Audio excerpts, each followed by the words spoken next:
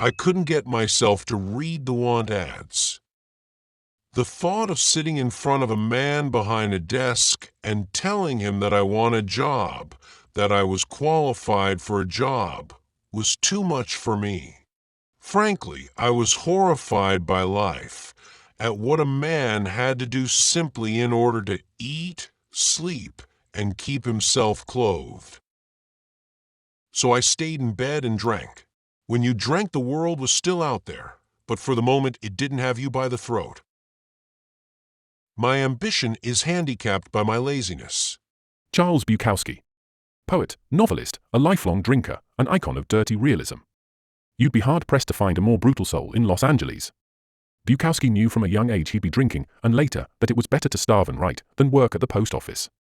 One small press, named Black Sparrow Press, believed in him and offered a contract. He quit the post office, wrote his first novel, Post Office, in 3 weeks, and stayed loyal to them for the rest of his career.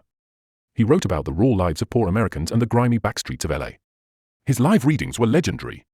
A drunken poet, clashing endlessly with a drunken crowd. Bukowski wrote non-stop, sending his work to tiny publishers. Even after his death, they kept releasing new material for 13 more years. Fun fact. During World War II, despite his German roots, the US wanted to send him to fight in Europe. He was even arrested for draft dodging, but failed the psychological exam.